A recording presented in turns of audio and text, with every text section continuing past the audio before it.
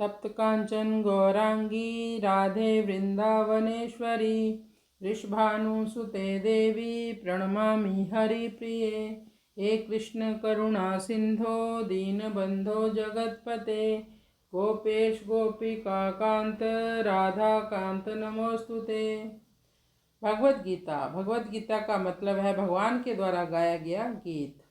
हम लोग तरह तरह के गाने सुनते हैं जिनका कोई मतलब नहीं होता, लेकिन जब अर्जुन को गीत सुनने का मन हुआ तो उन्होंने भगवत गीता जैसा गीत सुना भगवान श्री कृष्ण के द्वारा।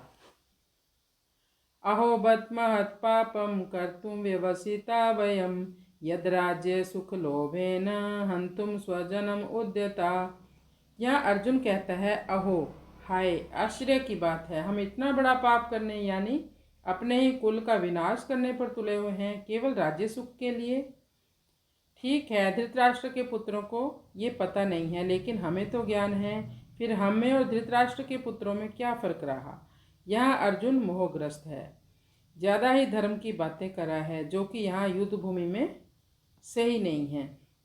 हम पिछले कई श्लोकों से पढ़ते आ रहे हैं कि दुर्योधन बहुत आतताई है और अर्जुन मोहग्रस्त हो रहा है।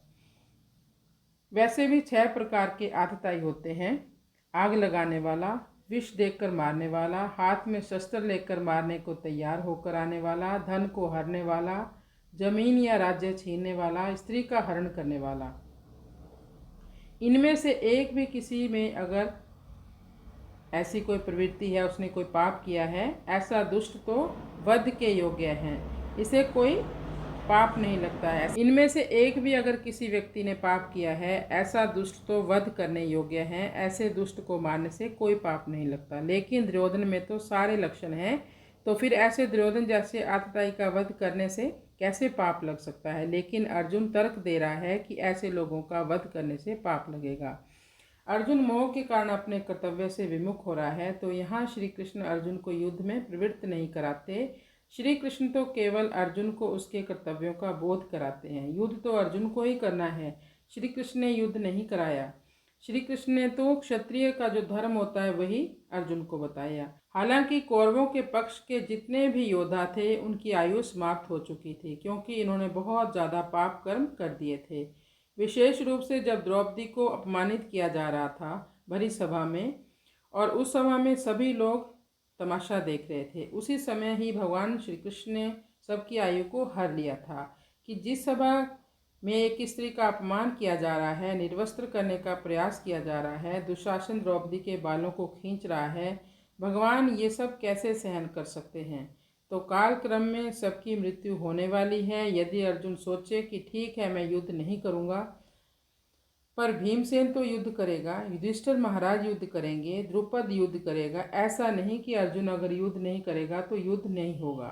नहीं, ऐसा नहीं है। महाभारत का युद्ध तो अवश्यंभावी है, ये तो कभी टाले नहीं टल सकता। अर्जुन केवल अपने परिवार के मोह के कारण युद्ध से विमुख हो रहा था। तभी श्री कृष्ण ने भगवत गीता के प्रवचनों के माध्यम से समझाया। तो अब अर्जुन कहता है ये कितने आश्चर्य की बात है कि हम राज सुख के लिए हम अपने स्वजनों, अपने कुटुंबियों का वध करने पर आमदा हैं, तुले हुए हैं। अब अर्जुन का अंतिम निर्णय है, अगले 2 श्लोकों में हम पढ़ेंगे अर्जुन क्या करना चाहता है। कृष्णाय वासुदेवाय हरे परमात्मने प्रणतक्लेशनाशाय गोविंदाय नमो नमः। वैसे अर्जुन ने मन बना लिया कि मैं युद्ध नहीं करूँगा।